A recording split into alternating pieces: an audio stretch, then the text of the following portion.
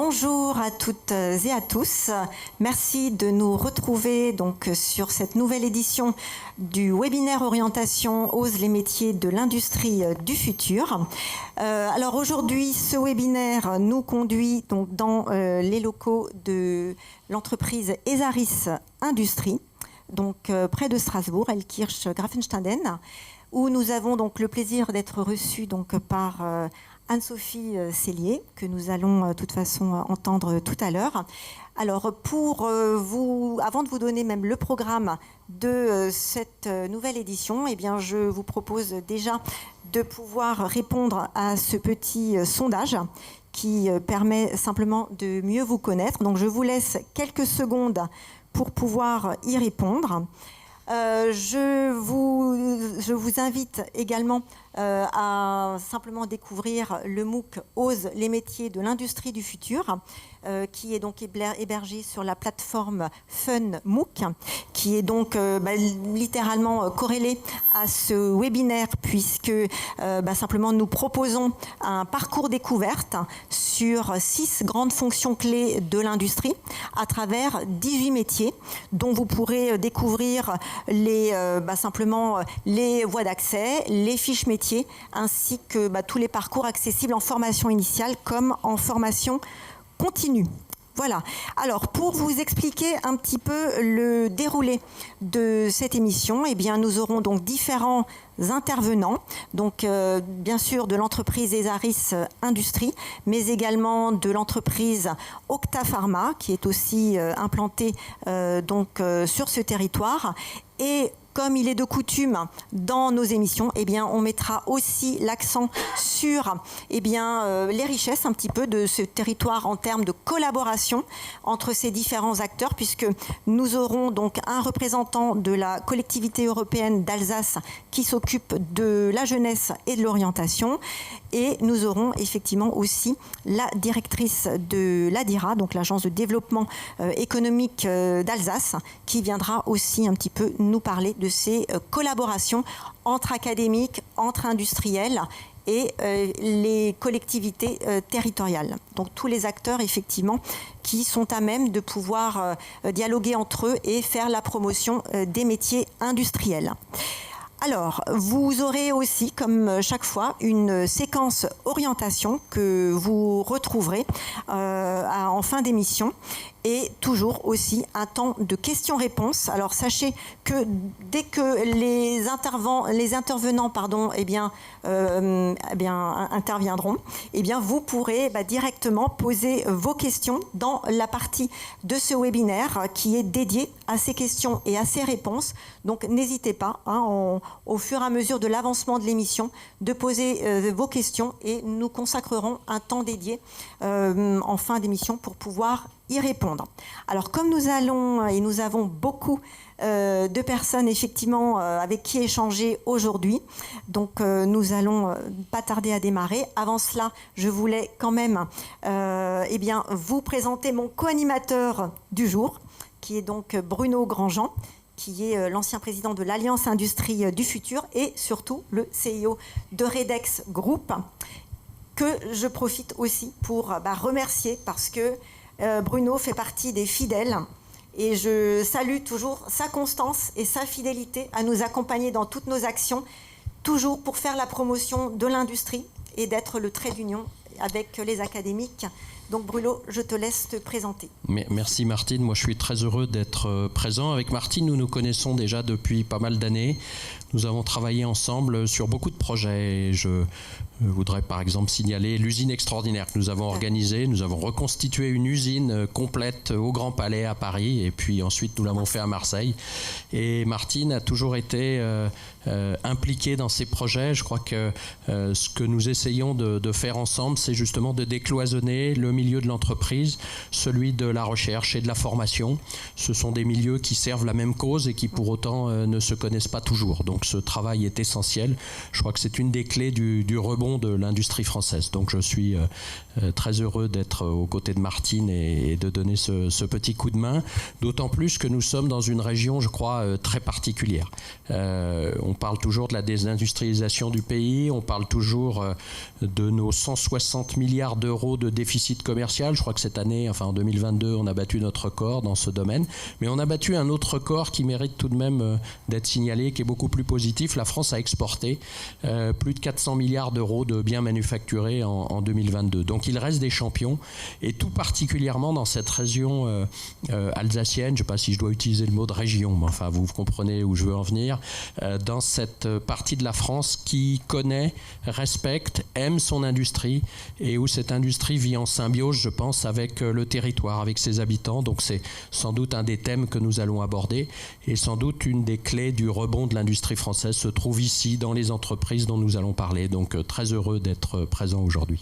Merci beaucoup Bruno, et du coup on va en profiter pour accueillir tout de suite Anne-Sophie Cellier. Je vous en prie, je vais vous donner un micro. Et puis Bruno, on peut commencer à interroger et à partager le témoignage. Anne-Sophie, bonjour. Très bonjour, heureux de cette rencontre. Alors on a un peu échangé en off, et vous me disiez que vous avez un parcours dans l'industrie assez complet, autour des matériaux, autour de beaucoup de domaines dont je pense qu'il faut parler. Si vous pouviez peut-être vous présenter, nous expliquer un petit peu votre parcours. Je vous remercie. Donc déjà, je voudrais vous remercier tous d'avoir choisi ESARIS aujourd'hui pour accueillir ce webinaire. C'est vraiment un événement pour une entreprise qui est souvent qualifiée d'encore jeune. Et donc, tout d'abord, merci de votre confiance pour ce premier webinaire. J'espère que c'est le premier.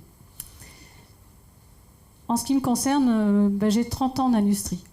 Voilà, ça fait 30 ans que je suis dans l'industrie. Ça fait 30 ans que je travaille, en fin de compte, avec de grandes industries. Donc j'ai une formation double, matériaux et commerce.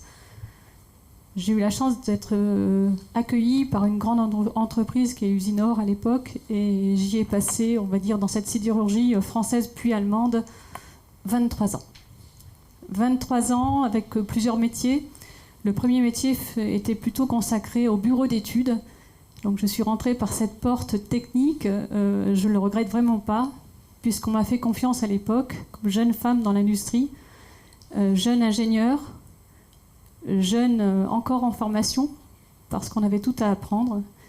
Et j'ai eu la chance d'être, on va dire, en confiance, et surtout, on m'a confié très vite de projets, on va dire, assez représentatifs pour l'entreprise, qui m'ont amené à voyager beaucoup, promouvoir la grande boutique, et prendre des fonctions successivement commerciales, de responsable de BU. Et puis Thyssen est venu me cueillir. Ça fait partie des choses qui arrivent. Et j'ai pu participer on va dire, à la création de la filière aéronautique, notamment sur le marché français où les grands acteurs sont présents. Voilà. Ce parcours, j'ai décidé de l'arrêter avec les grands groupes parce que j'avais besoin d'avoir plus de responsabilités. Et ces responsabilités, notre maison ESARIS, toute jeune à l'époque, me les a confiées à travers plus récemment une entreprise qui grandit, une entreprise qui a besoin de se structurer. Et donc j'ai pris la direction du développement produit, qui est un secteur encore nouveau dans l'entreprise, puisque nous avons la chance, et j'ai la chance, de piloter le nouveau bureau d'études d'ESARIS. Donc voilà qui je suis. Merci. Donc un très beau parcours, une femme dans l'industrie, passée d'un grand groupe à une ETI, je crois qu'ESARIS c'est une ETI. Et donc est-ce qu'on pourrait parler un peu plus d'ESARIS et de ses produits? Notamment, je crois qu'il y a quelque chose qu'il faut expliquer à nos auditeurs, c'est que ESARIS c'est du B2B, si je ne dis pas de bêtises. C'est-à-dire que ce n'est pas du produit grand public, et c'est finalement au cœur de l'industrie, et ça mérite peut-être d'être un peu expliqué, développé. Alors ESARIS, ESARIS s'illustre à travers une représentation dans plusieurs secteurs d'activité. Nous avons la chance de servir, de concevoir pour nos clients les plus marqués des milieux de l'aéronautique, de la défense, de la distribution électrique, du ferroviaire et aussi de l'industrie plus largement. Mais voilà, nous avons la chance d'adresser des grands comptes. Ça, c'est ce qui nous caractérise. D'un point de vue produit, nous servons des fonctions critiques. C'est-à-dire que nous ne fabriquons pas des produits de masse. Nous fabriquons des produits qui, tous, ont leurs particularités, ont une forme de singularité pour certains de nos clients. Les produits sont souvent uniques en leur genre, uniques en leur fonction, mais surtout dépendants de leur criticité. La criticité, on va dire, d'un produit, ça se traite à travers le domaine dans lequel on va déployer le produit, mais surtout les fonctions que l'on a à servir qui requièrent de la protection, de la résistance à la vibration, qui est notre idéal. Nous, on se plaît dans la fonction vibratoire, mais on se plaît aussi, on va dire, dans les hautes puissances comme dans les faibles puissances. Donc, c'est-à-dire que chez nous, on fabrique des contacts, des composants, des systèmes électromécaniques dont la fonction est critique, mais surtout c'est une fonction qui va s'illustrer auprès des plus grands. Donc elle va servir durablement, dans tous les sens du terme, parce que c'est un terme d'actualité, mais surtout on va employer des matériaux un peu plus rares que d'autres, des matériaux précieux, des fonctions et des systèmes, en fin de compte, qui sont toujours présents dans l'industrie, mais celles qu'on ne voit pas. Alors ça, c'est vraiment un thème qui me tient à cœur. C'est-à-dire que l'industrie, c'est beaucoup ces champions cachés comme Esaris qui sont des spécialistes sur des métiers de niche, des métiers d'expertise très forte avec un savoir-faire en termes de développement, de qualité. Je crois que c'est bien ça un peu les clés du succès d'Esaris et de beaucoup d'ETI d'ailleurs, d'ETI françaises mais aussi allemandes, suisses, italiennes. On retrouve ces qualités, je pense. Et puis c'est une entreprise familiale, si je ne dis pas de bêtises. Exactement. Nous avons la chance d'être dans une entreprise où on connaît le patron. On connaît le patron, on connaît l'actionnaire, on le côtoie, enfin nous on a la chance de le côtoyer assez fréquemment. Sa route est pleinement tracée et on va dire on n'est pas grand, mais ce que l'on fait est pleinement utile à des industriels qui sont plus visibles, que sont les grands concessionnaires d'avions, les grands concessionnaires de matériel de guerre. Ceux qui vont parfaire la définition d'un train et de calculateur de train, ceux qui vont assurer la sécurité sur les voies, mais aussi la sécurité dans la fonction électrique de prime abord dans l'industrie, pour servir les grands laminoirs, pour servir l'industrie automobile. Globalement, nous sommes présents dans beaucoup d'endroits où personne ne nous voit. Une très belle société. J'ai été marqué par quelque chose en arrivant ce matin, c'est de voir que tout le monde était ensemble à la cantine, là, à déjeuner, pour déjeuner. Est-ce que ces valeurs, justement, un petit peu, on dit toujours les entreprises cherchent un sens. Les entreprises cherchent également une forme de solidarité en interne, une forme de communion. Et on a ça chez Esaris, me semble-t-il. Il y a un esprit Esaris. Esaris, c'est avant tout une somme de PME. Nous sommes fondés de rachats de plusieurs entreprises de taille moyenne, comme le nom l'indique, mais des entreprises souvent issues de l'histoire familiale d'un homme qui a marqué quelques entreprises, on va dire françaises, beaucoup d'ailleurs, plus encore peut-être dans cette région. On a la chance de se côtoyer, de se voir régulièrement, et dans notre manière d'être, on essaye d'être proche des uns et des autres. Et quand je dis des uns et des autres, c'est qu'il n'y a pas de frontière entre production et bureau. Ça, c'est une belle leçon, je crois. C'est quelque chose d'important dans les entreprises, d'avoir cette communion au sein de l'entreprise, de savoir fédérer un groupe et d'emmener tout le monde dans la même stratégie. Ça, c'est quelque chose d'important. Il y a une autre chose qui m'a marqué, c'est que, je n'ai pas fait de statistiques, mais il me semblerait qu'il y a beaucoup de femmes chez Esaris, on dit toujours dans l'industrie, il n'y a que des hommes. Alors ça semble pas être le cas ici. C'est vrai, la tablette est très féminine. Je suis très mal placée pour en parler quelque part parce que je n'ai jamais changé depuis mon histoire. J'ai souvent été seule. J'ai souvent été seule dans les fonctions techniques. J'étais déjà seule dans ma promo. J'étais seule en classe prépa. Néanmoins, alors je le dis aux filles qui m'écoutent, quand on est seule, on sait de qui on parle. Moi, j'ai eu la chance peut-être de percer dans ma carrière parce que j'étais la seule femme à certains moments. Je me pose la question. Ce qui est sûr, c'est que j'ai toujours eu, on va dire, une écoute, et je suis très très heureuse aujourd'hui d'accueillir Élodie dans le bureau d'études, ce qui féminise la profession études, qui est quand même rarement une profession purement féminine, pas dans nos métiers, et il y a de la place pour les filles dans l'industrie, et on y est bien. Je ne peux pas dire autre chose, je ne connais rien d'autre. C'est la meilleure réponse. Voilà. Peut-être une question sur l'implantation en Alsace des ARIS. Comment vous voyez les choses? Vous avez été dans des grands groupes, sur plusieurs sites, j'imagine, un peu partout en Europe. Quels sont les atouts de cette implantation? Quelles sont les valeurs peut-être qui portent l'entreprise ici plus qu'ailleurs? Alors, les premières valeurs de l'entreprise, c'est son personnel. Notre patron, les gens qui travaillent sur ce site ont connu le grand-père, voire la maman de notre patron, qui sont des gens qui ont été fort impliqués, on va dire, localement. Donc ça, c'est une première chose. En ce qui concerne l'Alsace, moi, dans ma carrière, j'y suis toujours venue. L'Alsace est un bassin très porteur d'emploi, porteur d'industrie depuis des lustres, avec de belles réussites, de beaux modèles. J'ai eu la chance de toujours passer par l'Alsace au long de ma carrière, même en travaillant à l'international. Donc il y a toujours eu un bassin d'emploi et un bassin de savoir important. Globalement, c'est tout ce que je peux vous dire là-dessus, mais ça reste, en fin de compte, très présent dans l'entreprise des ARIS. Les racines sont fortes, les racines sont encore très très présentes. Et même si le nom a changé, je rappelle qu'à l'origine c'était le nom de Fels, qui était le nom de famille, la page vient de se tourner récemment en 2022. Elle est encore très très présente. Vous savez, quand on travaille dans une entreprise de cette taille, on travaille avant tout pour la famille. Et ça, en Alsace, j'ai l'impression que c'est très fort. Oui, c'est vraiment un message fort. Je crois que les ETI sont vraiment des sociétés qui sont basées sur une relation personnelle, à partir sur des valeurs, sur une richesse culturelle, une histoire qui vient souvent du fondateur. Et ce lien très fort explique sans doute le succès de beaucoup d'entreprises. Il y a un peu plus qu'une simple relation professionnelle.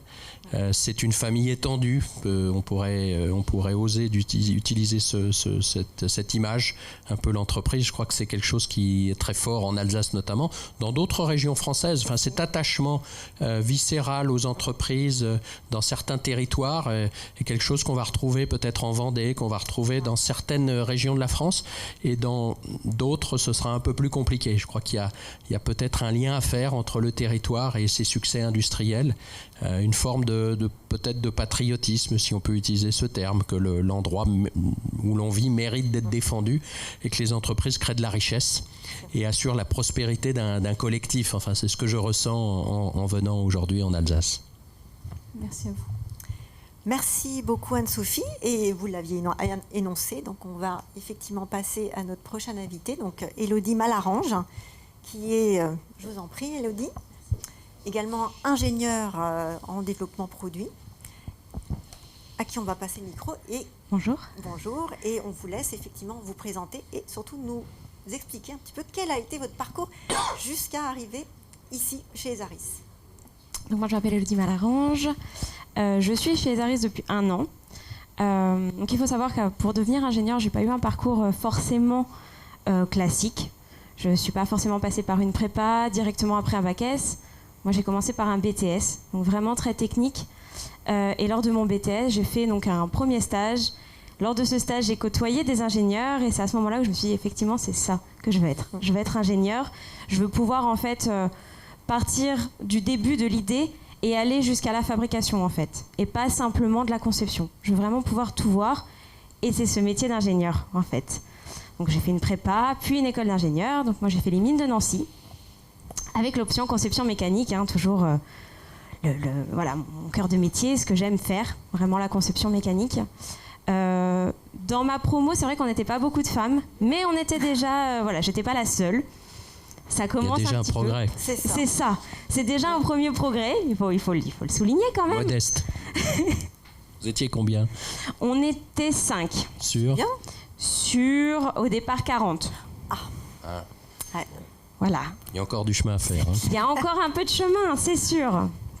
C'est sûr, mais je pense que c'est l'image aussi de base, une femme ingénieure, alors qu'en fait, il n'y a aucun obstacle. Il n'y a aucun obstacle, en fait. Une femme ingénieure ou un homme ingénieur, c'est exactement la même chose. On a les mêmes compétences, on a les mêmes qualités. On est juste des femmes. C'est ça. C'est ça. Il n'y a aucun changement, aucune différence. Donc il faut y aller. Exactement, il faut venir, il faut voilà. Absolument. Si on aime le faire et si on a envie de le faire, il n'y a aucun obstacle en fait. Et alors, votre métier, c'est Oui. donc ingénieur développement produit. Alors, en quoi ça consiste? Parce qu'effectivement, les libellés d'ingénieurs, il y en a plein. Et je pense que ceux qui nous suivent, voilà, ingénieur, qu'est-ce que vous y mettez, vous, dans votre activité à vous? C'est vrai que le terme ingénieur est très vaste. On a des ingénieurs dans tous les domaines. Un nom de poste veut tout et rien dire au final. Puisqu'en fait, voilà, une journée type n'existe pas. En fait, on fait jamais la même chose d'une journée à l'autre. C'est l'avantage d'être ingénieur. Chaque journée est différente. Moi, donc effectivement, c'est du développement produit. Donc, je travaille sur certains produits, sur du développement, modification, du suivi de projet. C'est assez vaste. Donc, ça va de la rencontre avec des clients, de la rencontre avec des fournisseurs. C'est beaucoup de travail transverse. Ça, c'est assez important dans mon activité. Je travaille donc moi sur essentiellement un produit qu'on a chez Ezaris, mais voilà, ça a été un choix, c'est aussi mon travail actuel, mais en fait c'est vraiment du suivi de projet, des nouveaux projets, un peu d'essai aussi, du travail avec la production, puisque même si on conçoit, forcément derrière il faut que ce soit fabriqué. Dans ce cas-là, il faut travailler avec la production et ça c'est assez important, parce que ça ne va pas que dans un sens. Non, c'est clair. Alors justement, Élodie, ça c'est quelque chose qui me paraît intéressant à développer, à bien expliquer à nos auditeurs. En fait, c'est sur le même site, vous avez à la fois les études et la production. Hein, c'est bien comme ça que vous fonctionnez. Et avec quelle interaction, enfin quel est le plus? Parce que vous savez que pendant des décennies en France, on a dit qu'on était trop intelligent pour conserver des usines, on allait faire du fabless. Donc je crois qu'ici, c'est pas le cas. On fabrique vraiment les produits qu'on conçoit et on interagit entre production et études. C'est comme ça que ça fonctionne? Exactement. On a la chance en fait, donc nous on a un bureau d'études basé sur deux sites, donc à Alice et à Ilkirch.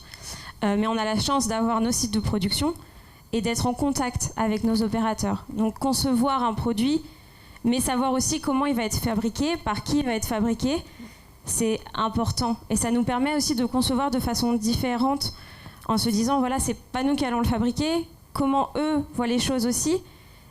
Pour moi, c'est assez important justement de travailler en équipe.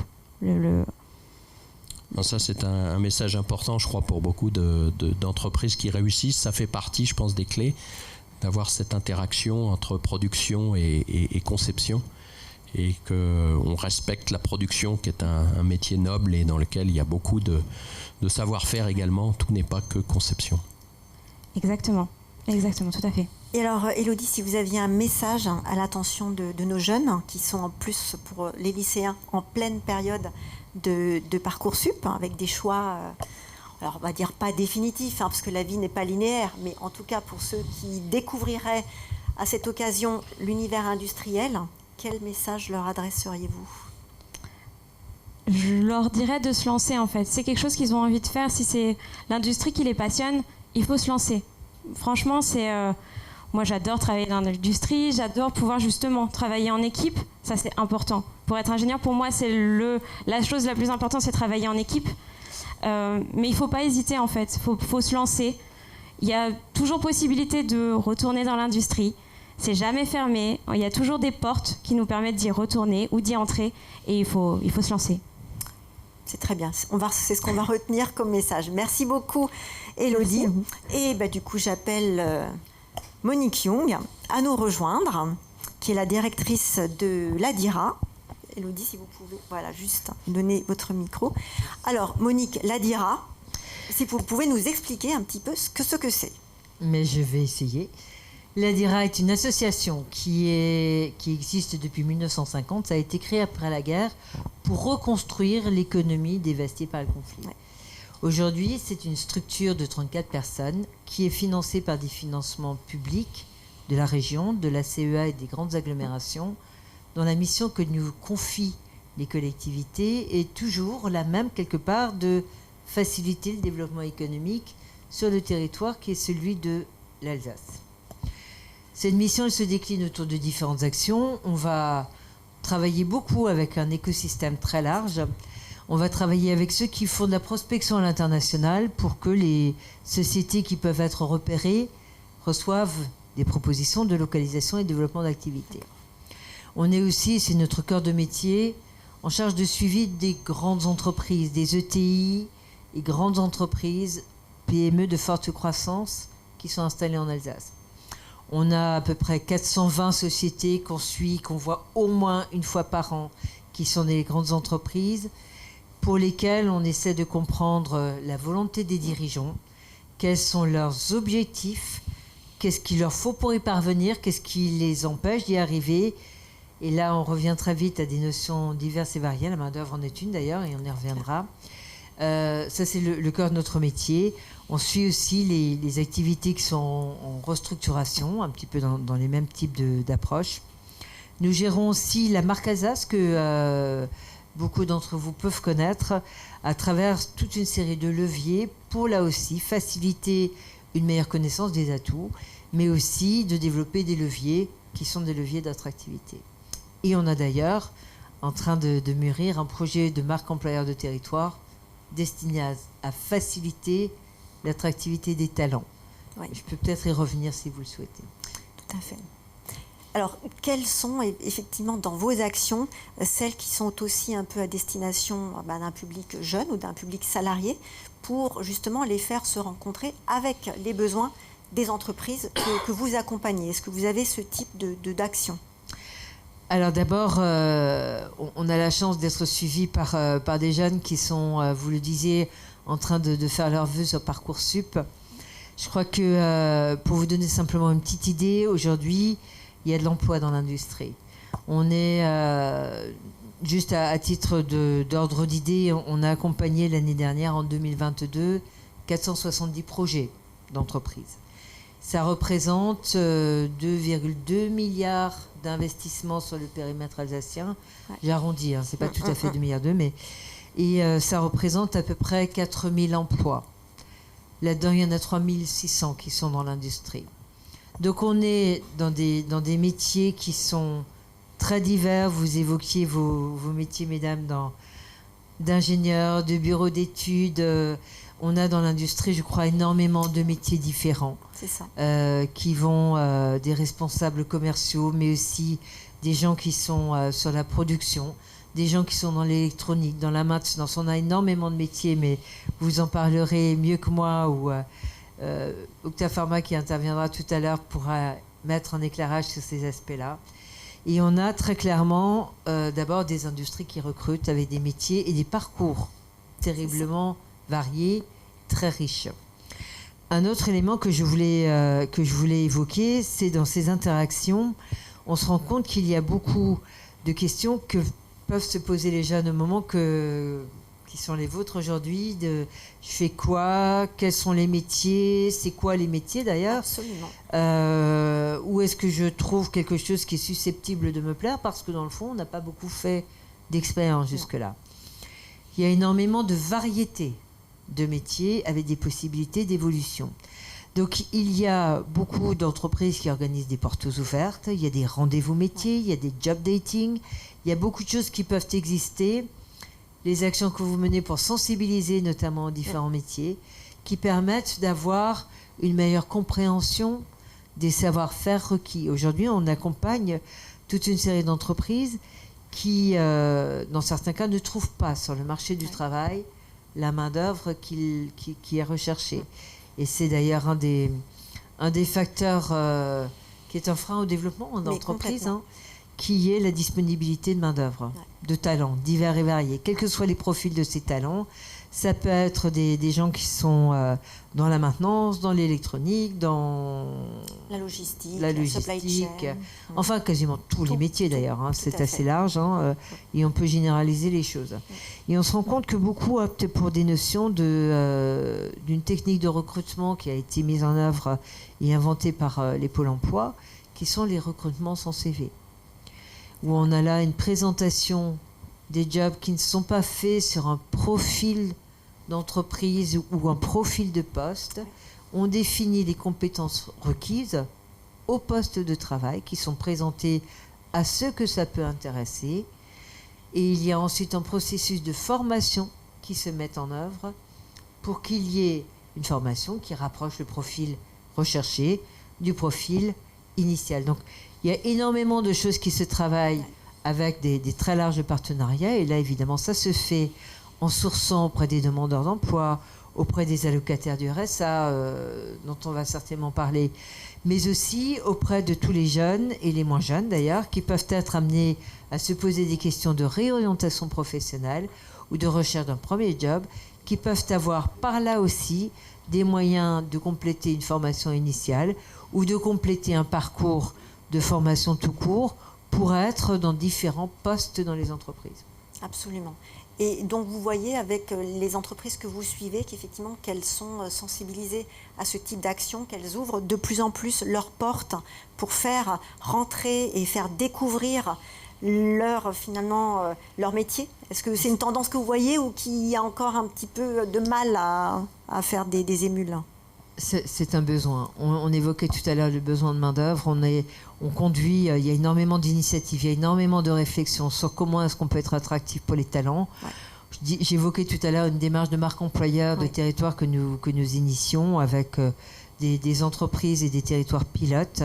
On se rend compte aujourd'hui que il est difficile d'avoir de la main-d'œuvre, il est difficile d'attirer des talents. On est dans des attentes par rapport au marché du travail et par rapport au travail qui, elles aussi, évoluent. On est sur des notions de qualité de vie, d'équilibre de vie qui ont certainement évolué, par rapport à ma génération par exemple. Mais il y a clairement des évolutions qui amènent aujourd'hui les jeunes à attendre de leur employeur beaucoup de choses différentes. Oui, tout à fait. Et on se rend compte que les entreprises doivent également s'inscrire dans des valeurs, dans une éthique, dans des notions de partage. Vous l'évoquiez chez Zaris avec des choses qui se passent en mélangeant beaucoup de monde, notamment dans des lieux de rencontre comme les cantines. Oui. Mais il y a aussi dans les territoires une vraie volonté de faciliter l'insertion, non pas dans l'entreprise, et ça c'est le rôle des directions d'entreprise, mais aussi une insertion dans le paysage. Comment est-ce qu'on peut trouver son logement, comment on inscrit les enfants dans les écoles. Des choses pratiques, tout à fait. Et là, on s'est rendu compte également que pour avoir demain les collaborateurs et les talents dont chaque entreprise a besoin, c'est effectivement au moment de l'orientation des jeunes que la sensibilisation au métier s'opère et doit s'opérer. C'est la question que beaucoup de dirigeants se posent, en s'interrogeant d'ailleurs. Qu'est-ce qui marcherait? Comment est-ce qu'on pourrait organiser des portes ouvertes? Comment est-ce qu'on pourrait organiser des stages troisième qui seraient réfléchis autrement? Ouais. Comment est-ce qu'on pourrait faire des rotations dans des entreprises pour définir des métiers? Il y a énormément d'actions qui se font déjà. Il y a énormément d'implications, notamment au niveau des artisans, au niveau des branches, au niveau de beaucoup d'implications individuelles des entreprises également. Mais il y a également des développements de collectifs d'entreprises qui émergent, qui se développent. Ça s'appelle Résilient en Alsace du Nord, ça s'appelle Acteco 3F sur Saint-Louis, ça s'appelle Action au centre d'Alsace. Il y a beaucoup de collectifs d'entreprises qui partagent des idées, qui partagent aussi des bonnes pratiques sur le comment est-ce que les entreprises, comment est-ce que les industries peuvent montrer la richesse des compétences dont elles ont besoin, mais aussi la richesse des parcours qui sont fantastiques et des évolutions professionnelles qu'elles proposent pour des jeunes qui arrivent dans les entreprises pour les rejoindre. Donc, beaucoup de réflexions, plein de solutions qui existent, beaucoup d'autres qui sont en devenir.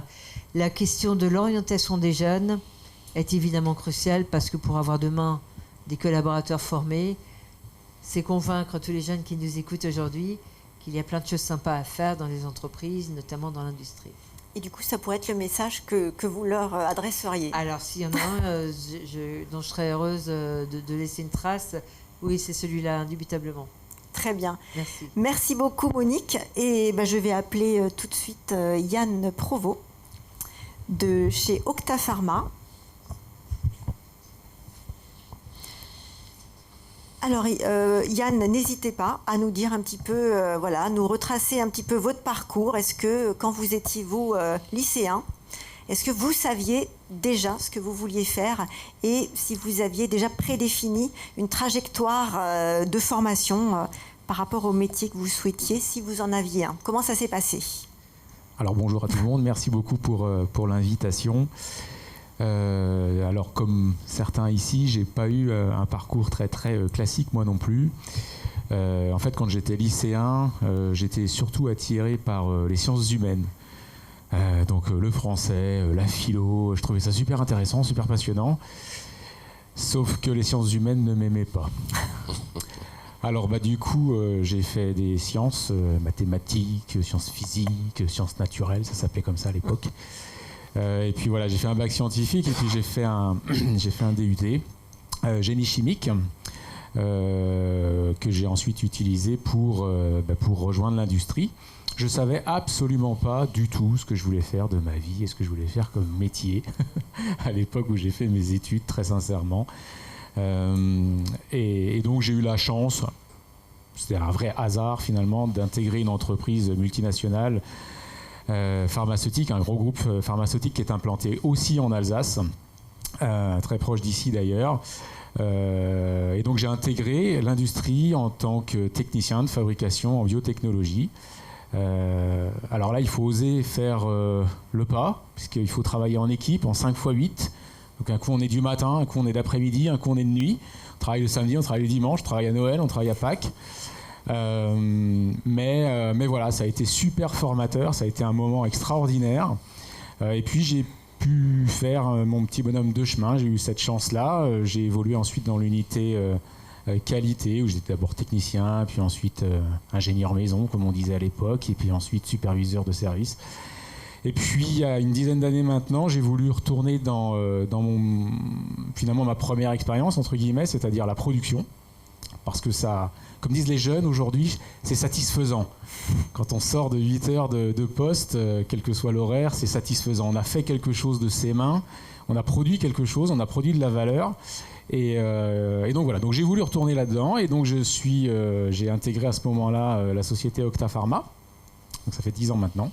En tant que responsable de secteur de production, puis entreprise qui offre énormément d'opportunités, qui est en très très forte croissance.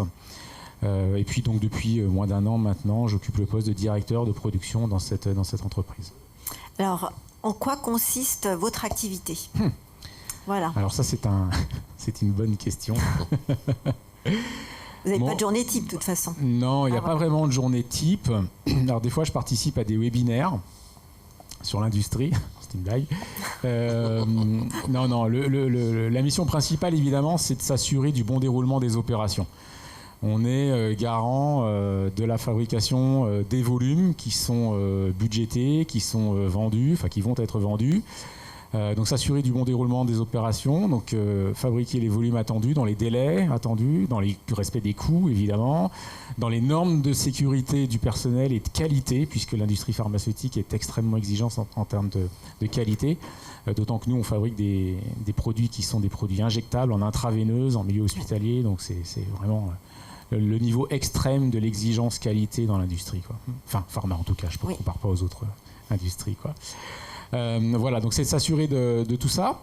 Et puis finalement, il y a une grosse part de préparer l'avenir, quoi, j'allais dire. Préparer l'avenir, donc ça veut dire quoi ? Ça veut dire identifier les projets d'investissement qui sont nécessaires pour assurer la pérennité du site, des emplois, et puis suivre l'avancement de ces projets-là, évidemment.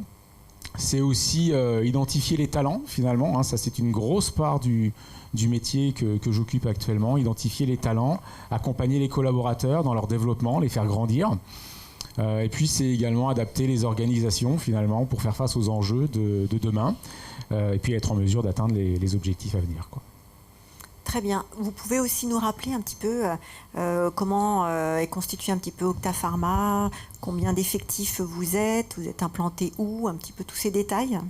Alors Octa Pharma, c'est une entreprise familiale qui a été créée en 83, donc c'est une entreprise finalement somme toute assez récente. Entreprise familiale, donc montée par monsieur Marguerre, qui est toujours à la tête de l'entreprise à l'heure où on se parle.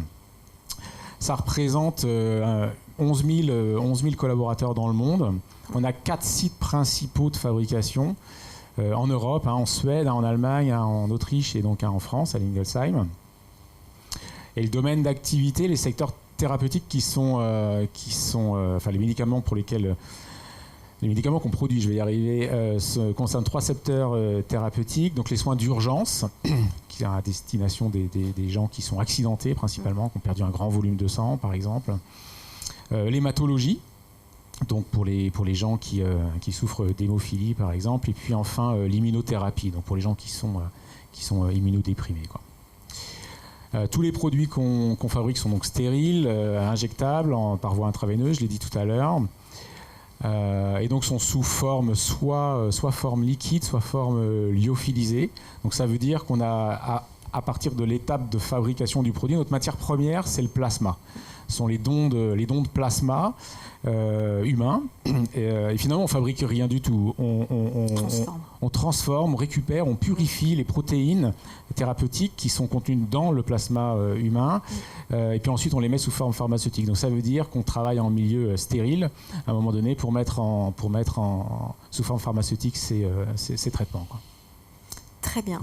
Bruno? Oui, moi j'aurais aimé, vous nous disiez un petit peu comment vous voyez l'implantation en Alsace par rapport aux autres sites du groupe. Vous êtes au cœur de l'Europe, une société implantée dans différents pays. Avoir un petit peu votre vision des forces et peut-être des faiblesses également de la région par rapport à d'autres implantations possibles. Alors, c'est vrai que si je compare le site de Lingolsheim par rapport aux autres sites du groupe, par exemple, on se démarque par une très forte agilité. C'est-à-dire qu'il y a un investissement humain de l'ensemble des collaborateurs, qu'ils soient de l'unité de production, qu'ils soient de l'unité des ressources humaines, de l'unité technique, etc. Il y a un investissement humain qui est juste impressionnant. Et ça fait la différence par rapport à nos collègues plus germaniques, les Autrichiens ou les Allemands, je trouve. Parce que du coup, on fait preuve d'une agilité qui est assez impressionnante, très sincèrement. Donc voilà, dès lors qu'il y a des nouveaux produits, des challenges à relever, on est relativement bien placé en règle générale. Et c'est d'ailleurs la raison pour laquelle le site de Lingo a été choisi pour produire la nouvelle génération d'immunoglobulines. Alors qu'on est un site relativement récent, on est le plus petit en taille, en nombre de personnes.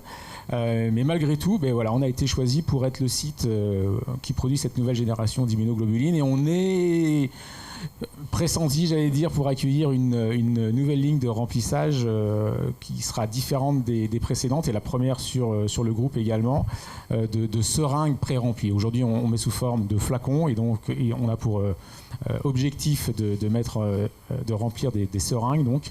Et donc on est pressenti là pour être le site qui va accueillir ce projet. Et une question complémentaire, comment faites-vous? Quelles sont un peu les recettes pour attirer les talents, pour attirer les jeunes, pour leur faire connaître l'industrie, pour faire en sorte qu'ils fassent le choix de l'industrie et notamment de la production? C'est-à-dire que vous avez vraiment une usine où on produit, ce qui est toujours un peu compliqué à vendre auprès des jeunes.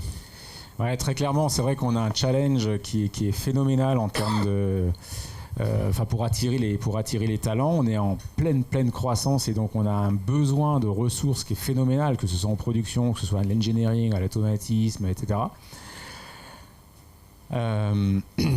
Qu'est-ce qu'on fait? On n'a pas vraiment de recette, pour être tout à fait honnête. On n'a pas vraiment de recette. En tout cas, on accueille beaucoup d'apprentis.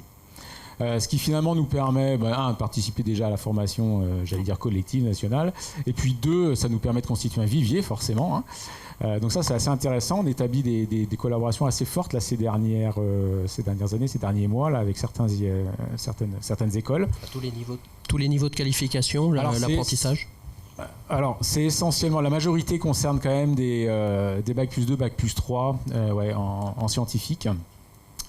Donc on fait ça, et puis après on inaugure pour nous en tout cas des nouvelles pratiques de recrutement avec des sociétés spécialisées sur des assessment centers, entretiens collectifs, etc., ce qu'on ne faisait pas par le passé, quoi. Et vous avez ces démarches-là parce que justement vous sentez que vous avez une tension particulière? Clairement, on est aujourd'hui environ 700 sur le site. Pour vous donner un ordre de grandeur, je crois que fin d'année dernière, aux alentours du mois d'octobre ou novembre, on devait avoir au moins une quarantaine, 45 postes non pourvus sur 700. Donc vous imaginez un peu la tension, quoi. Et du coup, dans votre cas, est-ce que vous diriez que cette pénurie de main-d'œuvre, ça peut pénaliser quelque part votre croissance sur un court terme?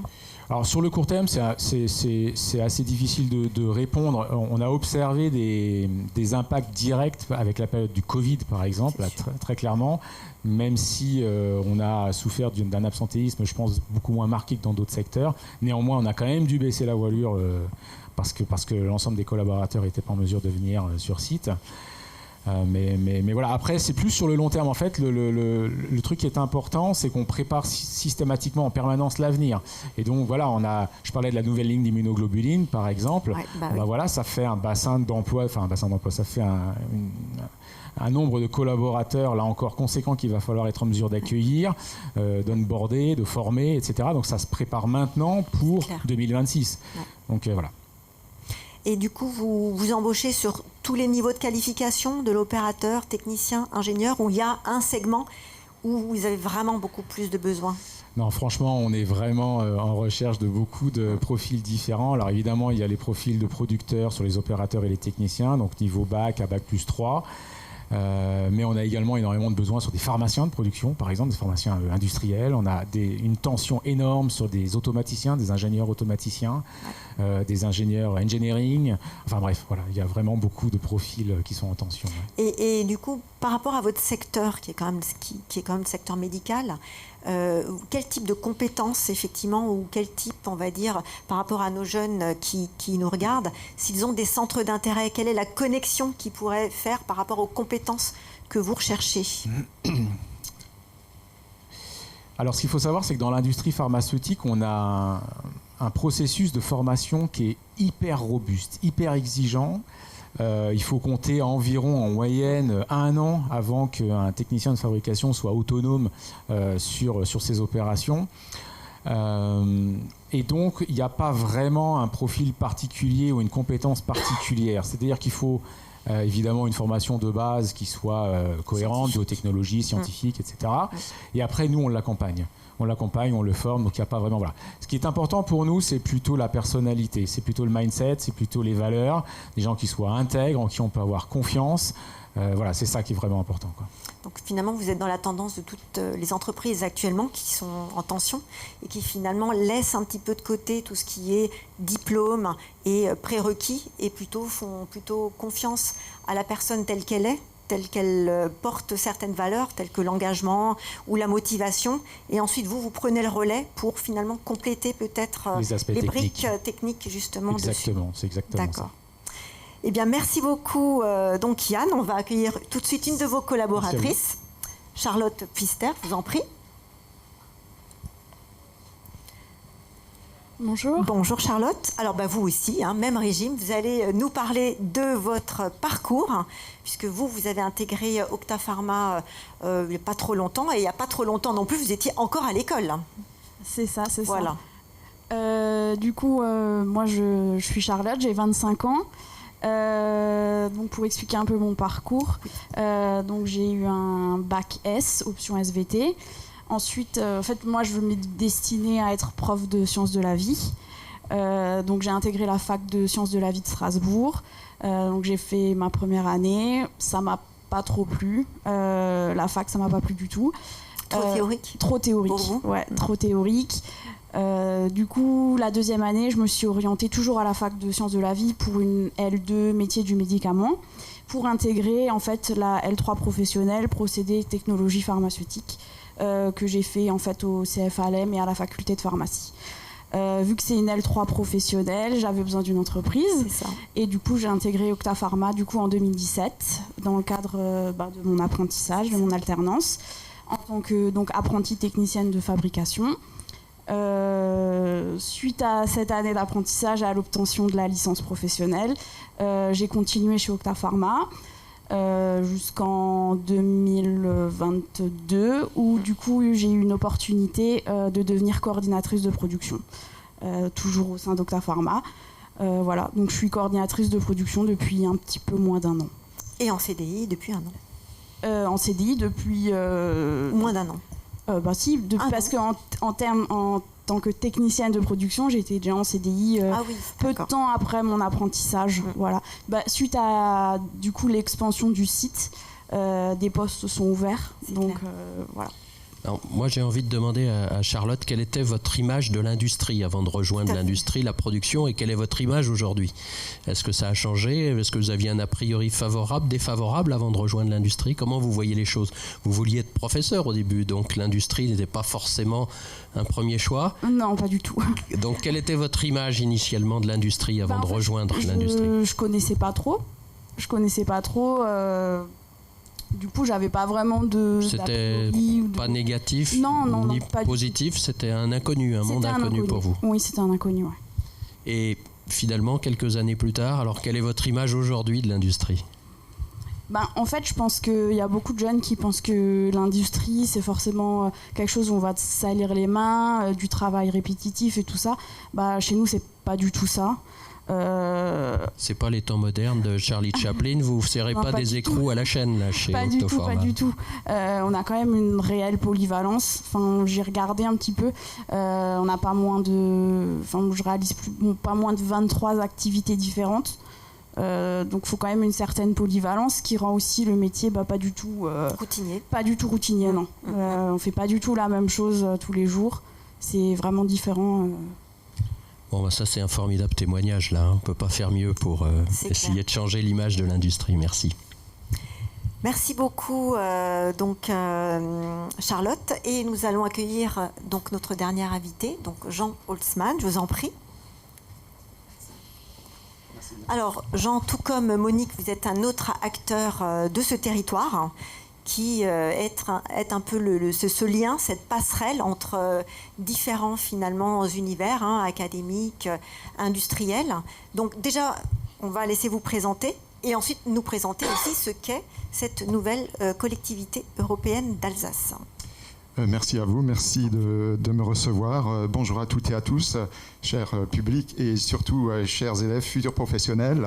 Jean Holzmann, chef de projet orientation sur des dispositifs d'orientation à la direction éducation jeunesse, à la collectivité européenne d'Alsace, qu'on appelle donc aussi CEA. Concernant mon parcours, donc dans un premier temps, j'ai eu la chance, parce que c'était un choix, de commencer mon parcours à 15 ans dans le cadre d'un apprentissage.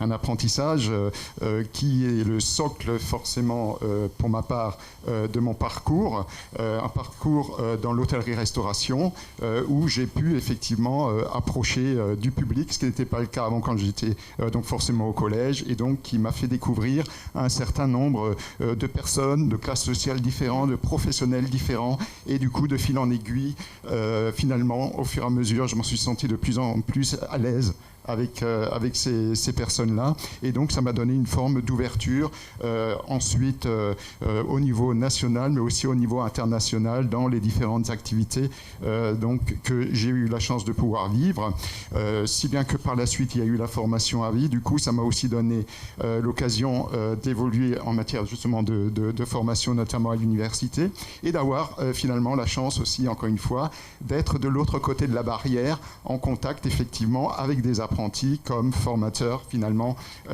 poste que j'ai obtenu, et en tout cas sur 11 années dans le cadre de mon parcours. Donc vraiment des éléments très intéressants qui forcément en matière d'orientation me parlent. C'est donc une thématique que nous avons donc tous aujourd'hui avec tous les professionnels et tous les acteurs donc qui nous entourent, et je suis vraiment ravi de pouvoir être aujourd'hui avec vous pour parler donc d'orientation qui est aujourd'hui si vous voulez le cœur de métier de mon activité actuelle dans le cadre de cette direction éducation et jeunesse.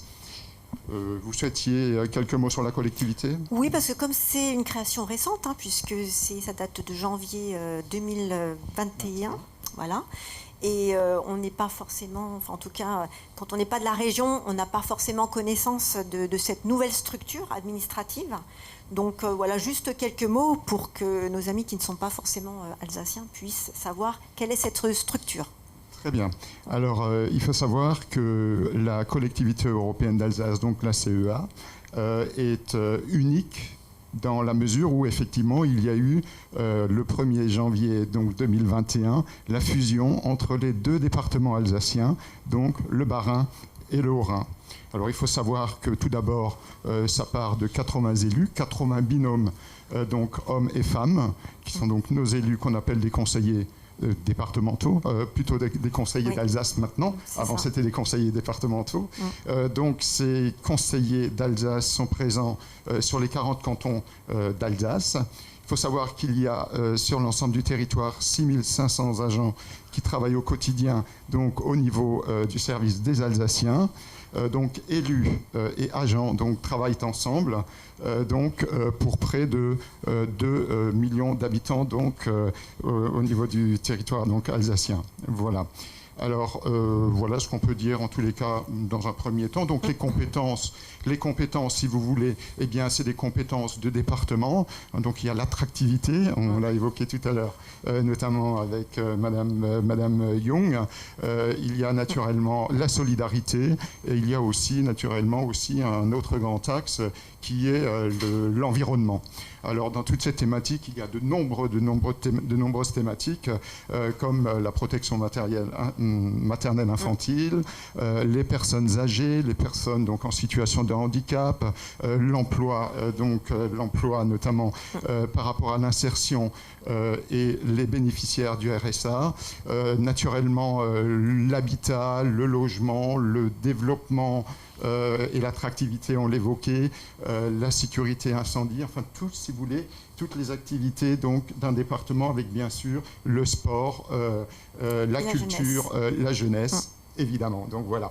Alors, ce qui, si vous voulez, différencie aussi, ce qui appuie encore un peu plus la valeur, on va dire, ajoutée de cette collectivité européenne d'Alsace, c'est notamment les projets, un certain nombre de projets qui sont régulièrement lancés au niveau de nos voisins allemands et suisses. C'est donc ce qu'on appelle la coopération transfrontalière qui permet notamment aussi le développement notamment des entreprises alsaciennes. Et l'ouverture, si vous voulez, l'ouverture à cette Europe, elle favorise aussi en quelque sorte l'appétence qu'on a au niveau du bilinguisme, vu qu'on est frontalier, et notamment aussi donc la langue régionale, qui permet justement à nos jeunes alsaciens de garder le lien de la culture, mais également, si vous voulez, le lien aussi avec le bassin d'emploi donc du Rhin supérieur. Tout à fait. Donc on est là tout à fait aussi dans une valeur d'orientation, de capacité à s'orienter, soit effectivement sur le territoire, sur l'Alsace, sur le territoire national, au-delà, mais également effectivement à proximité, en faisant quelquefois pour un certain nombre de jeunes collégiens ou de jeunes lycéens qui par la suite vont traverser la frontière et pouvoir revenir le soir donc chez eux, grâce justement à ces valeurs ajoutées de langue et de culture finalement régionale. Tout à fait. Et du coup, à cet effet, vous, sur votre poste de chargé de la jeunesse et de l'orientation, vous avez créé notamment une plateforme pour les élèves de 3e afin qu'ils puissent se mettre en relation avec des entreprises pour peut-être plus massifier justement la solution de trouver un stage, parce qu'on sait que quand on est collégien, quand on est en 3e, quand on n'a pas un parent qui gravite dans le monde industriel, eh bien c'est pas forcément évident, même si on en a entendu parler et qu'on aimerait aller voir un petit peu de plus près ce qui s'y passe, eh bien on n'a pas forcément le réseau pour pouvoir faire un stage et avoir cette porte un petit peu ouverte sur le milieu industriel. Donc vous, votre plateforme qu'on voit donc à l'écran, elle est adressée autant aux élèves de 3e qu'aux entreprises. Donc les élèves de 3e, vous me dites si je me trompe, pour chercher un stage qui correspond à leur centre d'intérêt, j'imagine que ça fonctionne un peu comme ça, et les entreprises pour proposer des stages. Voilà, alors absolument. Alors, si vous voulez, juste en petite introduction, donc il faut savoir que la collectivité européenne d'Alsace est la deuxième collectivité en France qui en nombre de collèges. Nous avons donc 147 collèges publics et 25 collèges privés, donc sous contrat. ce qui représente, on va dire, 90 000 collégiens, avec un budget aussi, un budget de mémoire, il est de 275 millions d'euros donc par an. Donc, si vous voulez, tous ces chiffres-là obligent la collectivité européenne d'Alsace, finalement, donc avec l'ensemble des partenaires, justement, des partenaires, de nombreux partenaires publics, mais aussi associatifs, sur des résultats. Donc il y a naturellement tout le travail autour de l'infrastructure des collèges, avec les cantines notamment, mais aussi par rapport à la réussite éducative. Et cette réussite éducative rentre, si vous voulez, dans différents parcours que je ne développerai pas forcément tous aujourd'hui. Vous m'accorderez de dire qu'il y a un parcours de citoyen, un parcours de tout ce qui est culturel, si vous voulez, et artistique, un autre parcours qui est dans l'éducatif, l'éducation, si vous voulez, et la santé. Donc tous ces parcours, il y a un certain nombre, de nombreuses activités partenariales et autres, avec des thématiques précises, et notamment le parcours à venir, où se trouvent effectivement ces dispositifs d'orientation. Et vous m'invitiez effectivement donc à évoquer donc la plateforme de stage de 3e qui existe depuis 4 ans donc maintenant, donc dans ce cadre du plan d'action éducatif.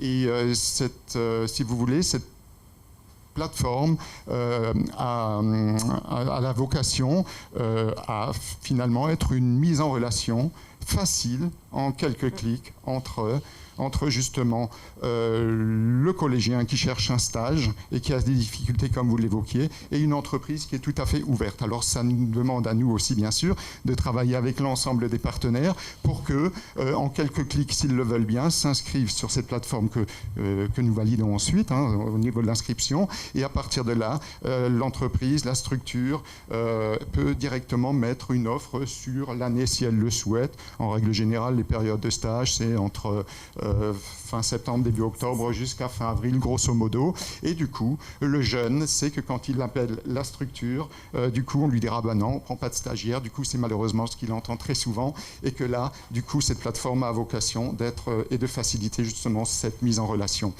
Naturellement, ça demande aussi à ce que nous allions vers les entreprises et qu'on les fidélise. Et donc, ça passe par les entreprises industrielles et ça passe par toutes les autres thématiques. Le jeune, donc le collégien, lui, de son côté, n'a qu'à cliquer effectivement le lieu où il habite, voir ce qui était proposé et du coup peut accéder plus facilement en tous les cas. Et c'est bien la vocation de cette plateforme pour justement cette mise en relation où là aussi les entreprises elles-mêmes savent que quand le jeune fait la démarche, a déjà vu la petite offre, du coup c'est préparé justement à la petite candidature qui va bien. Il y a aussi, je ne sais pas si... Non, je voulais juste saluer cette initiative, enfin dire combien elle était importante. Moi, j'ai beaucoup milité au sein des organisations professionnelles pour qu'on contribue à ça. Il n'y a rien de plus choquant que de voir un jeune qui n'a pas forcément, par tradition familiale, les entrées et qui a du mal à trouver un stage.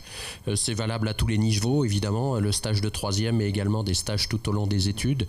Et c'est vraiment une initiative importante. Les entreprises sont citoyennes, elles ont un rôle à jouer au sein de la communauté dans laquelle elles s'inscrivent, et d'autant plus qu'on ne peut pas, nous, industriels, déplorer, avoir une mauvaise image et des difficultés de recrutement, et de ne pas contribuer à cette démarche d'accueil de jeunes et de leur montrer ce que sont nos métiers. Donc chapeau pour ce travail. Je pense que tous les départements ou toutes les collectivités devraient s'inspirer de ce qui est fait, mais également nos organisations professionnelles, nous industriels, à nous également de contribuer. Donc vraiment quelque chose d'important. Les parcours commencent effectivement souvent le plus tôt possible, et souvent il y a des appétences en fonction des rencontres, comme ça a été dit donc tout à l'heure. Il y a toutes ces réalités.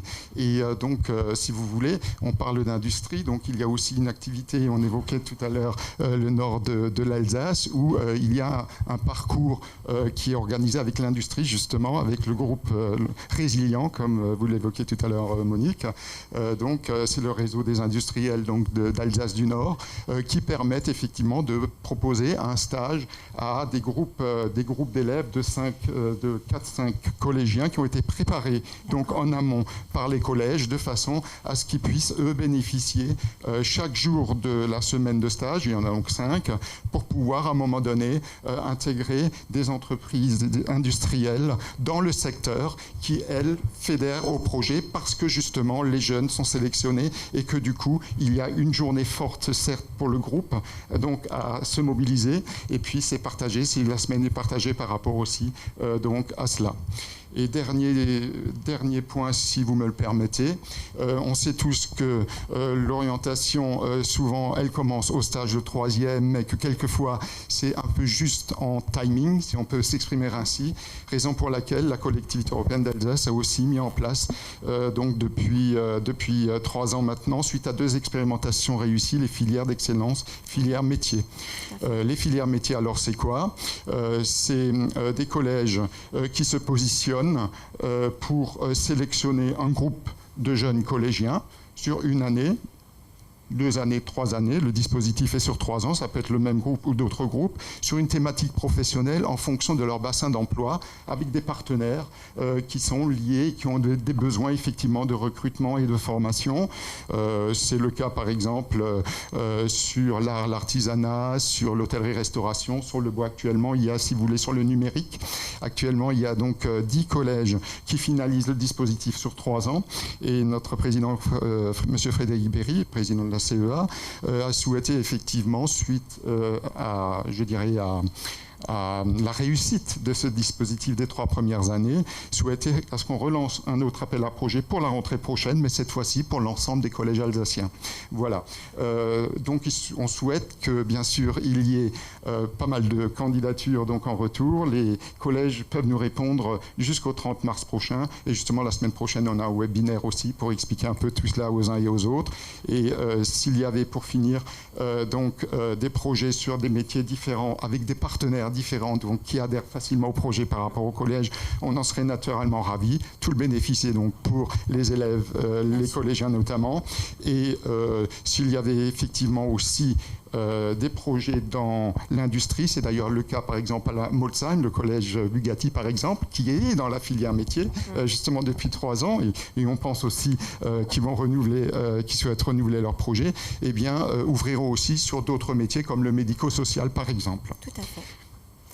Eh ben, merci beaucoup Jean, c'était exhaustif et en tout cas, j'invite en tout cas nos jeunes collégiens, lycéens aussi à aller sur la plateforme bien sûr de la collectivité européenne d'Alsace, pardon, voilà, on va y arriver, pour effectivement prendre toutes les informations pratiques. On a laissé vos coordonnées pour pouvoir directement, les entreprises aussi, vous contacter et proposer leur stage. Je vous remercie et nous arrivons donc à la séquence orientation, donc avec Hélène Boucher qui est à distance. Est-ce que vous m'entendez, Hélène? Oui, bonjour. Impeccable. Bonjour à vous. Merci de nous retrouver de nouveau pour cette nouvelle petite séquence orientation. Alors, écoutez, je vous laisse vous présenter et présenter aussi vos supports pour renseigner nos internautes sur les voies d'accès. D'accord. Bonjour à tous. Hélène Boucher, je suis chargée d'orientation et d'insertion professionnelle au service Mon Orientation en ligne de l'ONICEP. Donc, comme on a pu le voir avec les différentes interventions, les voies d'accès en fait au métier de l'industrie sont accessibles à différents niveaux de qualification. Ça va du CAP, Bac Pro, Bac plus 5, que ce soit par l'université ou en école de commerce, en école d'ingénieur, pardon. Ces diplômes peuvent se préparer à temps plein, en alternance, dans le cadre de la formation initiale ou même dans le cadre de la formation continue. Il existe des dispositifs de reprise d'études pour les adultes qui souhaitent se reconvertir. Donc, c'est ouvert vraiment à tous. La mixité aussi est également appréciée au sein de l'industrie, on a pu le voir, ça se développe doucement mais sûrement auprès des filles. Donc les filles ont toute leur place dans les métiers techniques comme les métiers de direction au niveau de l'industrie. Elles sont de plus en plus nombreuses justement à intégrer ces entreprises du secteur. Les outils sont de plus en plus automatisés, adaptés pour faciliter notamment les travaux d'exécution. Donc c'est vraiment ouvert aux filles. Il n'y a pas de frein à avoir pour intégrer les industries. De même, il est tout à fait possible de faire une partie de son cursus à l'étranger, avec les programmes d'échange comme Erasmus ou d'autres. Il est également possible, comme on a pu le voir, de travailler aussi à l'étranger. Les diplômes obtenus en France sont reconnus au niveau international. On peut même faire aussi un volontariat international en entreprise pour justement se développer des compétences à l'international.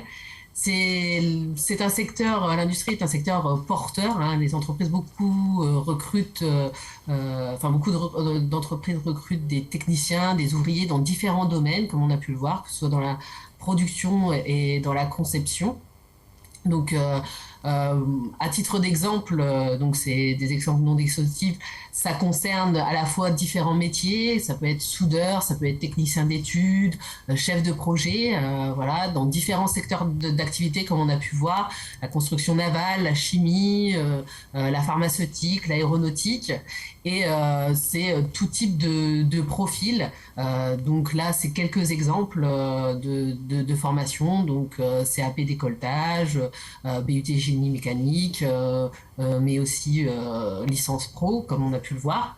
Sur la deuxième slide, on peut voir sur le schéma que justement il y a des passerelles entre les différentes filières. Par rapport aux intervenants aussi, on a vu que les parcours linéaires, ce n'est pas la majorité des cas. On peut tout à fait commencer par un bac pro, puis poursuivre en BTS et en fonction de ce dossier rejoindre une école d'ingénieur par le biais des admissions parallèles. C'est tout à fait possible. Il n'y a pas de frein non plus. On peut commencer par un cursus échangé en cours de route. Les réorientations sont totalement possibles. Ça peut arriver à tout moment de son cursus. Donc voilà, il ne faut pas se freiner, il ne faut pas se bloquer.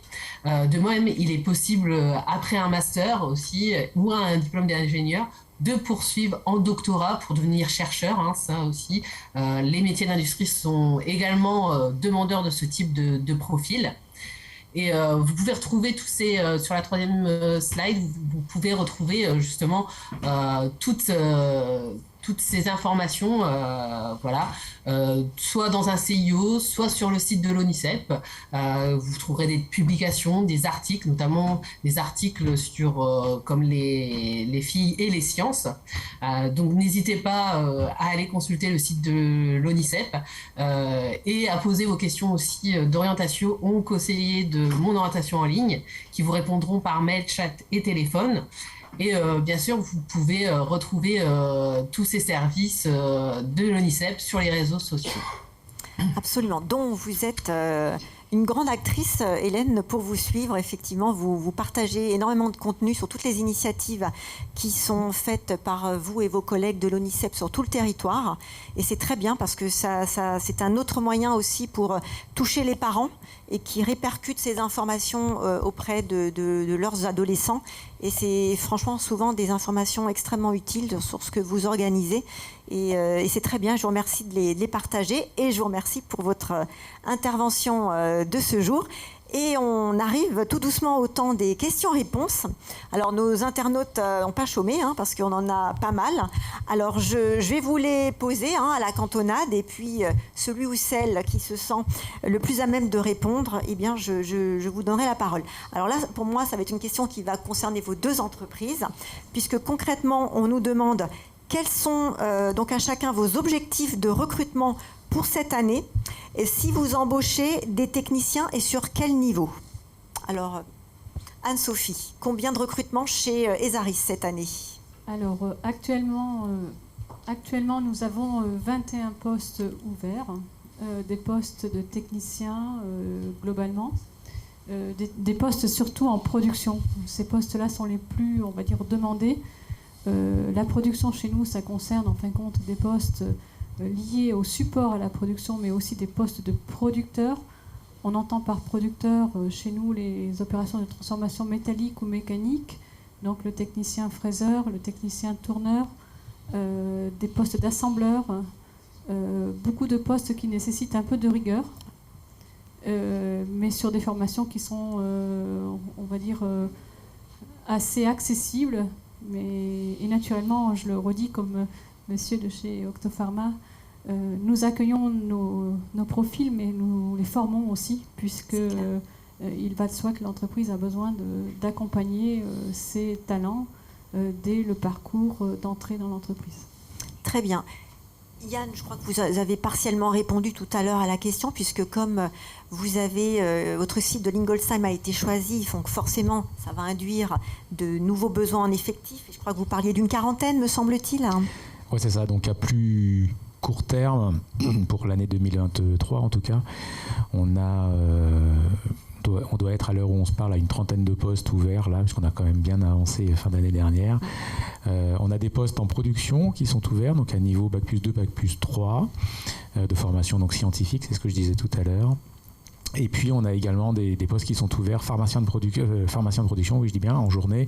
Et puis des postes d'automaticien, des postes, ingénieur en automatisme, ingénieur en engineering, responsable engineering, bref, voilà. Donc on a très bien. Et un donc, panel pour de les postes deux, ouverts. Merci. Pour les deux, on retrouve ces offres sur vos sites, j'imagine. Alors aujourd'hui, les postes sont disponibles sur le site, mais on utilise aussi beaucoup LinkedIn, qui est quand même un bon pourvoyeur de talents. Oui.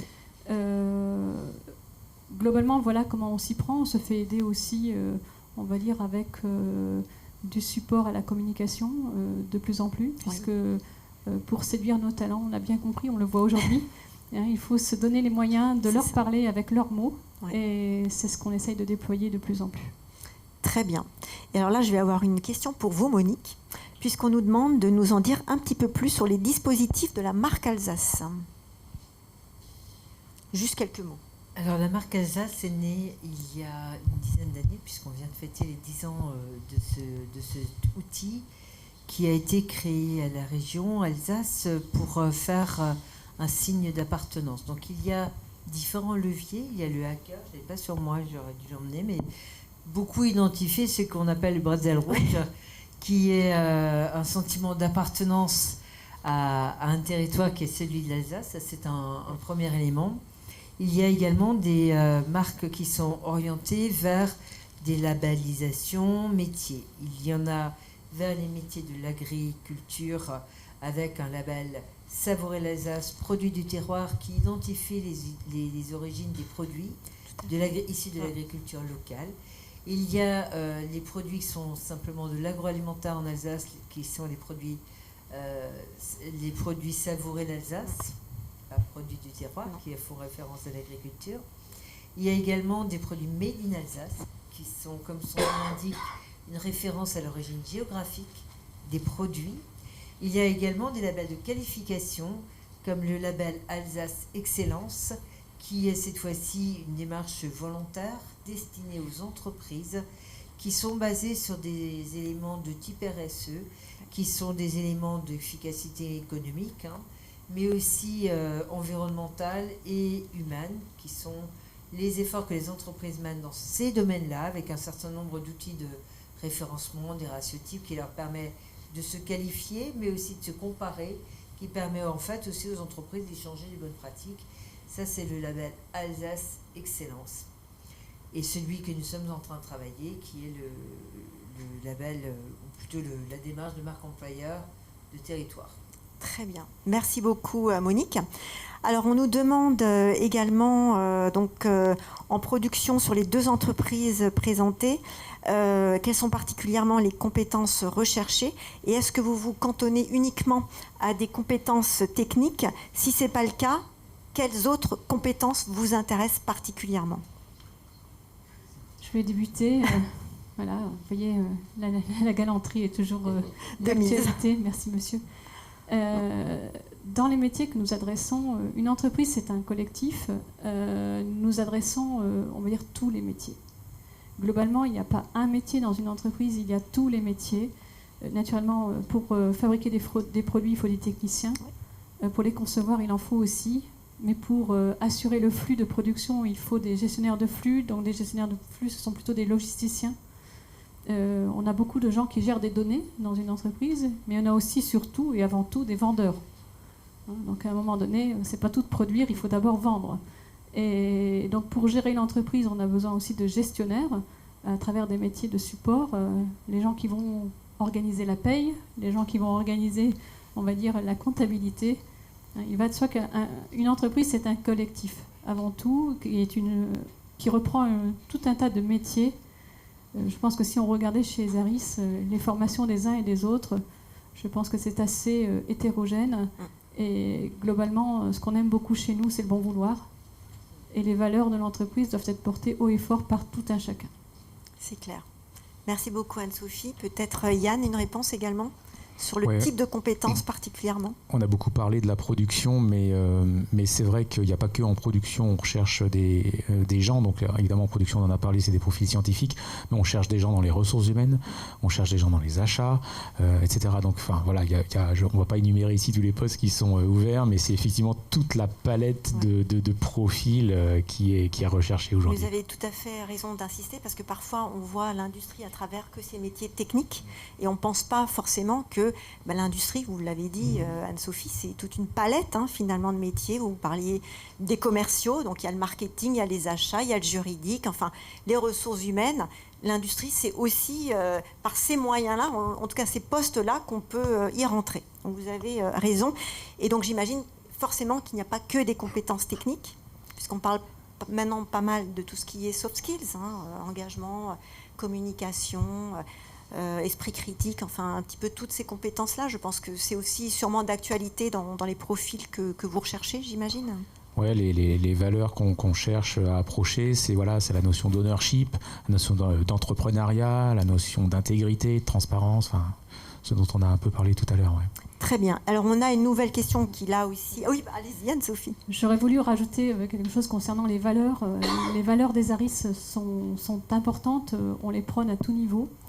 Et naturellement, le respect de l'autre, le fait de vivre ensemble, la durabilité, l'audace fait partie de nos valeurs, puisque quoi qu'il en soit, pour que nous puissions durer, et c'est l'ambition puisque nous sommes en plein développement, pour durer, il faut prévoir, et pour prévoir, il faut un peu d'initiative, mais aussi un peu d'audace. Absolument. Donc ce collectif-là, il est vraiment important. J'insiste beaucoup sur cette notion de collectif, puisque pour nous, chez Zaris, travailler ensemble et respecter les autres, ça fait partie des fondements que l'on attend. Mais en tout cas, c'est vérifié. Vous voyez, je ne connaissais pas cette entreprise avant aujourd'hui. Et c'est vrai que j'ai été sensible à la même chose que Bruno, c'est que quand on est allé à la cantine, non mais c'est peut-être anodin, mais je pense que... Il y a encore des entreprises, de moins en moins, où il y a la table des cadres et la table des non-cadres. Voilà. Je crois que ça, c'est un symbole un peu désuet de ce qu'était l'industrie et de ce qu'elle n'est plus aujourd'hui. Et c'est vrai que le repas que nous avons partagé aujourd'hui, tous ensemble, tous vos collaborateurs...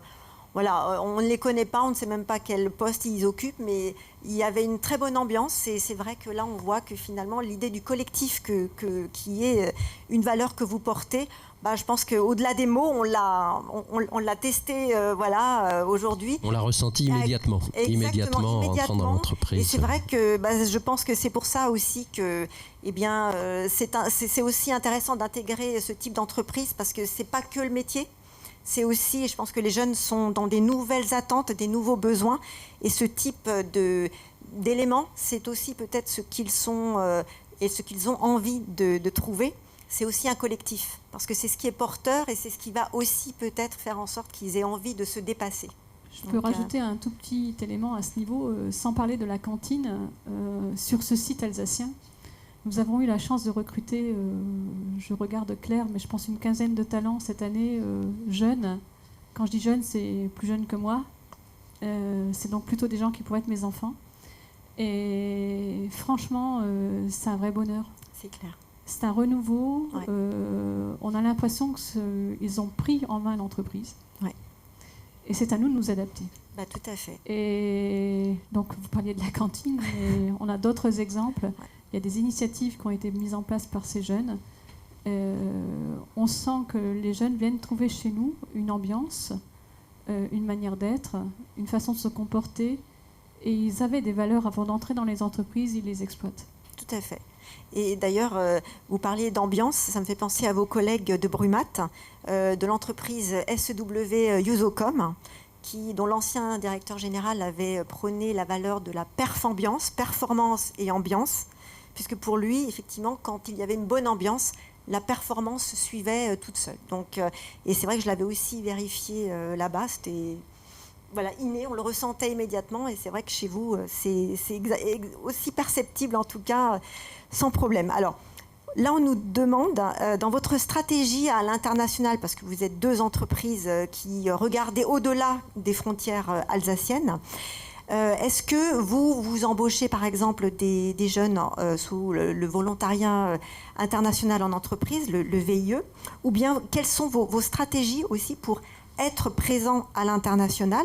Et c'est aussi sous-jacent dans la question, quand on aime l'international, est-ce que l'industrie est un bon moyen pour concilier un petit peu les deux? Alors, je vais répondre assez modestement. Pourquoi? Parce que Esaris, ce n'est pas, on va dire, une grande entreprise. Oui. Je vais redonner quelques chiffres juste pour resituer. Esaris, aujourd'hui, c'est 60 millions d'euros et 500 personnes.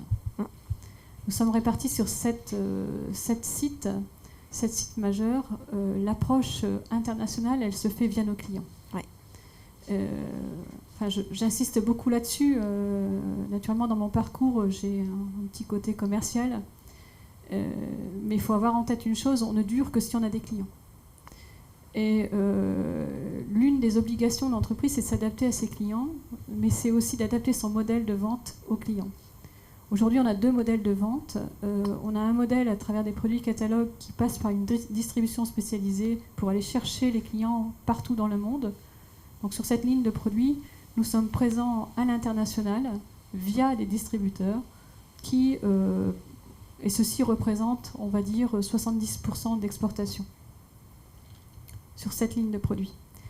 Pour ce qui concerne le reste de l'activité, donc sur la partie électromécanique, nous fonctionnons avec nos clients. C'est-à-dire que nos clients, je ne vais pas aller trop dans le détail parce que c'est un peu complexe, la chaîne de valeur est assez complexe. Je vais prendre juste un exemple. Quand on vend à Thales, je prends un exemple vivant, je pense que Thales parle à nos jeunes. Ces grandes entreprises, on a la chance de travailler avec elles quand on est au bureau d'études. Par contre, ce ne sont pas eux qui achètent systématiquement nos produits. Autrement dit, la chaîne de valeur, elle se fait à travers, on va dire, des ayants droit, ce qu'on appelle des ayants droit dans le domaine de l'électronique et de l'électromécanique, qui interfèrent pour acheter un produit qui a été implanté sur un programme militaire, programme avion. Ce modèle-là, on le retrouve sur tout le commerce qui concerne la programmation, ce qu'on appelle les programmes à l'international. C'est un gage de qualité. Donc voilà, c'est comme ça que ça fonctionne.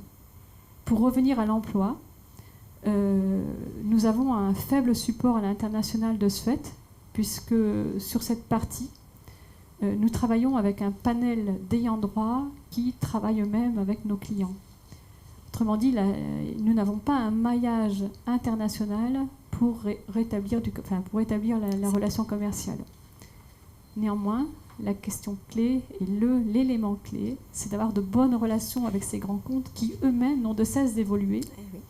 Et on doit, nous, petites entreprises, par rapport à ces grands comptes, parce que je voyais monsieur qui me disait qu'il y avait beaucoup de personnes chez Octopharma, nous on est quand même bien plus modestes, à nous d'être agiles.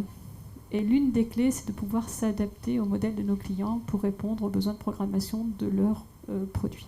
Donc c'est une stratégie, on va dire, à 2 niveaux, quelque part, pour...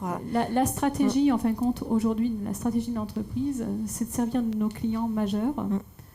Aujourd'hui, chez Esaris, on va dire, les donneurs d'ordre de nos programmations de produits font une quinzaine de grands comptes. Et avec cette quinzaine de grands comptes, croyez-moi, on peut encore faire plein de choses. C'est clair. Et on compte sur ces gens-là pour accompagner notre développement. Et souvent, j'insiste là-dessus, notre développement, ils en sont à la base. Ils souhaitent avoir des fournisseurs de plus en plus représentatifs. L'aéronautique et la défense sont des domaines dans lesquels on a besoin de plus gros fournisseurs. Ils ne veulent plus avoir en compte des gens trop petits, des gens dont la taille est dite critique. Oui. Je pense qu'on l'a entendu tous dans l'industrie, ce mot-là. Et Bruno Russo, notre président, n'a de cesse de penser avec eux à l'avenir de l'entreprise. Il l'a construit, c'est pas son idée, c'est l'idée qu'il partage avec les clients. C'est ça. Donc la stratégie, c'est raisonnons, on va dire, ensemble à ce que sera Ezaris demain et fonctionnons toujours de plus près pour faire en sorte que la pérennité de l'entreprise soit gagnée. Absolument. Alors, Yann, du côté d'Octa Pharma ? Ouais, alors peut-être pour compléter effectivement ce premier niveau de réponse, Octa Pharma a la chance d'avoir, donc je l'ai dit tout à l'heure, 4 sites de production sur 4 pays différents. Donc le premier, la question c'est est-ce que finalement l'industrie permet ou est un moyen de travailler à l'étranger? De par mon expérience d'un quart de siècle maintenant, clairement la réponse est oui.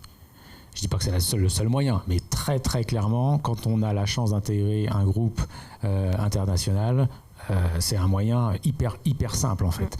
Pourquoi ? Parce que on s'entraide entre les 4 groupes, sites du groupe, on s'entraide, donc on est amené à aller travailler à Vienne, à Stockholm pour essayer de comprendre pourquoi est-ce que ça marche mieux là-bas que chez nous ou inversement. Ça c'est un premier niveau. Le deuxième niveau, c'est que dans ces structures-là, très souvent on a des départements corporate, donc qui sont par nature transverses entre les différents sites, donc on interagit aussi avec eux. Et puis enfin, le troisième niveau, c'est tout simplement l'expatriation. On connaît des gens, on a des collègues qui sont partis sur le site à Stockholm. Et en discutant, on peut très facilement saisir une opportunité à Stockholm ou à Vienne. Et c'est arrivé. Moi, il y a plein de collègues qui sont partis dans les 2 sites que je viens de citer, par exemple. Ouais.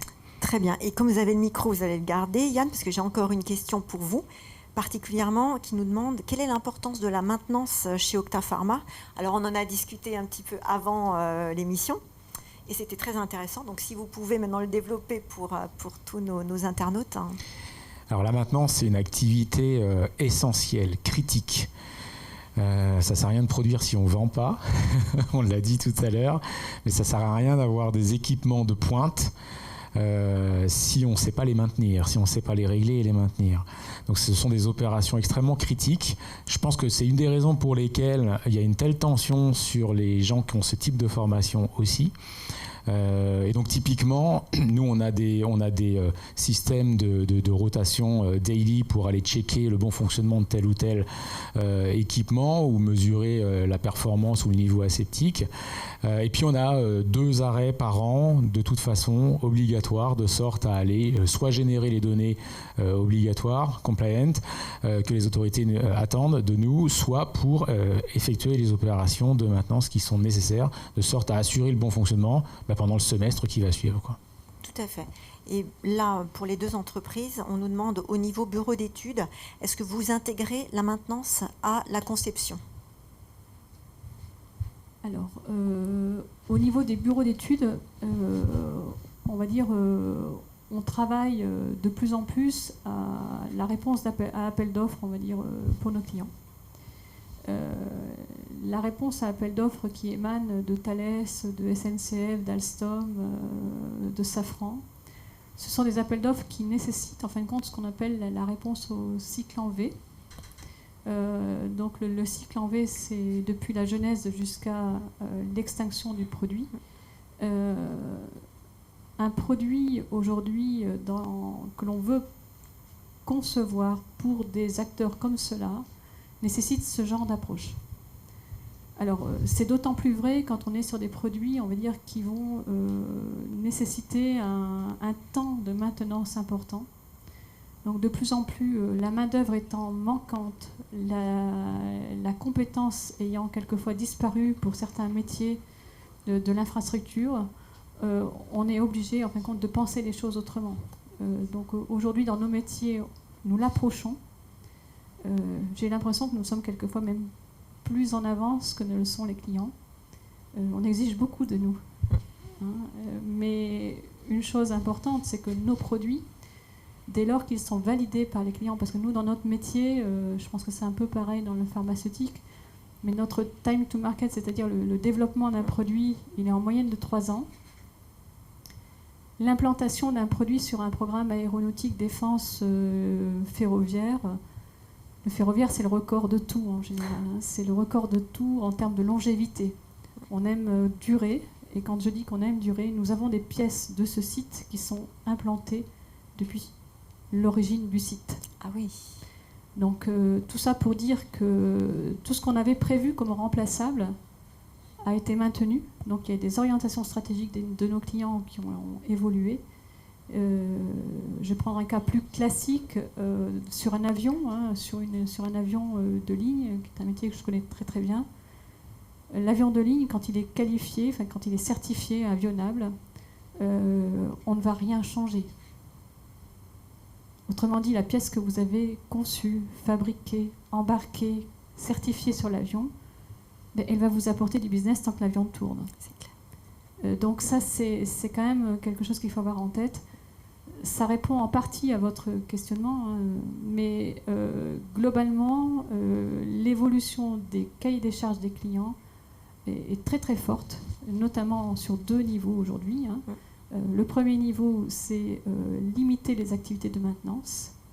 Le deuxième point, c'est répondre à l'environnement écosystème, c'est-à-dire écologique, mais aussi économique, parce que c'est une performance qu'il faut aussi intégrer.